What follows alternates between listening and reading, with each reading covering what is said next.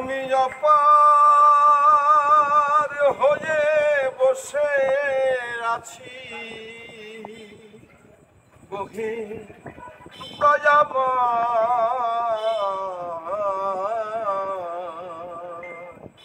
পারে লয়ে যা আমার। আমরা খুব ভালো আছি এবং খুব নান্দনিকতায় আছি। কারণ হলো যে ফিউশন, আমরা ভালো আছি কেন জানেন? যে ফিউশন আমার বস্তু বলে গেছে যে একটা যন্ত্রের সাথে আরেকটা যন্ত্রের সম্পর্ক সৃষ্টি, একটা প্রজন্মের সাথে আরেকটা প্রজন্মের সম্পর্ক সৃষ্টি। এই সম্পর্ক যদি সৃষ্টি করতে আমরা না পারি তাহলে আমার ঐতিহ্য কেন ওই শিশু ছেলেটা নেই? কারণ সুরের কোনো সীমা রেখা নেই না, ইংলিশে যা বাঁচতেছে বাংলায় যা বাঁচতেছে এক ল্যাঙ্গুয়েজ একটা সুরের। তবে একটা জিনিস খেয়াল রাখতে হবে, আমরা যে যেখানে গান করি আমাদের দেশের মাটির ছন্দের গান আছে লোকসঙ্গীত, সেটার জন্য শেকড়ের গন্ধটা ভুলে না যাই, আমরা মাটির গন্ধটা ভুলে না যাই, আমরা মায়ের গন্ধটা ভুলে না যাই। আমরা এই তিনটিকে ঠিক রেখে যন্ত্র লালন ফকিরের সেই সময় 200 বছর আগে বলেছে, যন্ত্র যদি মানে 100 বছরও সামনে পড়ে থাকে ওর কোনো ক্ষমতা নাই একা বাঁধবে, তাই না? তাই লালন ফকিরের কথা বলছে, যন্ত্র যদি পড়ে থাকে লক্ষ জনের মাঝে, যন্ত্রী বিহনে যন্ত্র কবু নাই বাজে। এখন যন্ত্র কি বলবে? আমি যদি গিটার বাজাই আমার গিটারে কিন্তু ওয়েস্টার্ন বাজবে না, আমার গিটারে কিন্তু দোতারার মতো দেখবেন যে লালনের গানই বাজছে। তার কারণ আমি তো ওটা জানি। আমাদের দেশে এখন ইউকেলেলে বলে একটা যন্ত্র খুব সহজে বাজানো হয়, যারা দোতারা বাজাও ভোর নেই বাজাতে পারে, কিন্তু ইউকেলেলের যে বাজনাটা, সেই বাজনাটা আমরা শুনি নাই কানে, এর মধ্যে আমাদের দোতারার ফ্লেভার এসে গেছে, আমরা মিশে গেছে আমরা ভাষা। এইভাবে যন্ত্রের সাথে আমি তো বুঝতে পারি পরিট হওয়ার কোনো কারণ নেই। বাংলা ভাষা যদি থাকে, মাটির সুর, এই মাটি যদি থাকে প্রতি আমার মা মাটির কথাই বলবে আমার সন্তানরা। এবং এবং যারা আমাদের যারা জুনিয়র তারা কিন্তু কত স্মার্ট, কত শিক্ষিত।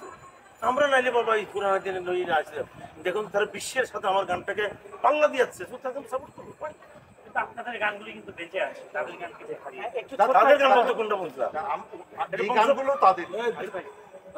ছোট একটা প্রসঙ্গতে একটু শেষ করি আমরা, যে এখন এই ডিজিটাল যুগে অনেকেই দেখা যাচ্ছে যে যারা গানের চর্চাটা করছে আর তারা গানের এই মাধ্যমে একটা ভিউজ তারা গুরুত্ব বেশি দিচ্ছে। এই বিষয়টিকে কিভাবে দেখেন এবং নতুন যারা আসতে চায় মাটির গান আর তাদের জন্য কি পরামর্শ? শুনেন, মাটির গান মায়ের গান এটা ভিউয়ার্সের উপর নির্ভর করে হবে না, এটা ভালো করে আত্মা দিয়ে মন দিয়ে এটা কণ্ঠ দিয়ে হয় না, এটা ভিতর থেকে গান গাইতে হবে অন্তর। আর মাটির গান যারা শুনে তারা হৃদয় দিয়ে শুনে, কান দিয়ে। এটা হলো আপনাদের যারা ভিউয়ার্সের ইউটিউব চ্যানেল যারা করেন তারা একটা ছোট্ট পৃথিবীর মধ্যে সবচেয়ে বেশি ভিউয়ার্স হয়ে যায় একটা বাজে কথা, ওটা কোনো মিউজিক না, একটা নাম দিয়ে চললো একটা অমুক নাম ইটিসি একটা নাম বাস, সে গান গেয়েছে পুরো বেসুরো গান গেয়েছে, ওই জন্য সে নির্লজ্জতা। আগে ছিল হচ্ছে ক্যাসেটের, তার ক্যাসেট কত বেশি সেই শিল্পের দাম বেশি। এখন যদি ক্যাসেটের যুগটা নেই মানে আসলে ভিউটা, তো ভিউটার মধ্যে হয়তো তারা নির্ভর করছে। সুতরাং আমি আবার যা বলবো গান, আমি তো বিয়ে সংসারে ফলাদ আমার দেশের কিছু করুক না সমস্যা করুক, ওটা ভিউয়ার্স হচ্ছে, কিন্তু আমাদের মতো শিল্পী না, আমার তো হয়নি। এরকম দেখা যাচ্ছে আমার জুনিয়রে, কোনো অসুবিধা নেই, এরকম থাকবে। আমার দেশের ছেলেরা যত ভালো করবে হ্যাঁ করুক, কিন্তু নেগেটিভে যাওয়ার দরকার নেই, যাবে না, অনেকে যাবে। কিন্তু আপনাদের একটা ধারণা বলছি যে আমরা মন্ডল আমরা বিশাল, কিন্তু নেক্সট প্রজন্ম ওরা আমাদের সাথে আরো ডেঞ্জারাস, আরো আমাদের চেয়ে মেধাবী, হ্যাঁ আমাদের চেয়ে অনেক মেধাবী, তাদেরকে আমরা স্বাগত জানাই, ওয়েলকাম। সব ভালো থাকবেন সবাই। একটু চলে যাওয়ার আপনার মাটির গান চলে যাওয়ার আগে দর্শকরা আপনাকে সবসময় মাইটি ভাই একটু সাইডে, একটা লাইন একটা সাইডে ভাই একটু সাইডে। আপনার কোন মানে সবাই আমি বলি দোস্ত তুমি গানটা গিয়ে দাও, এই দর্শক ধন্যবাদ। আমি আর বন্ধু, আমরা দুই বন্ধু দীর্ঘদিন পরে একত্রে যাও। আমার বন্ধু একটা গান গান, আমি একটু আসতে আপনি থাকেন এইটা মদিনা গানটা মদিনা গানটা মানে অনেক গানের গান, আপনার যেটা ইচ্ছা।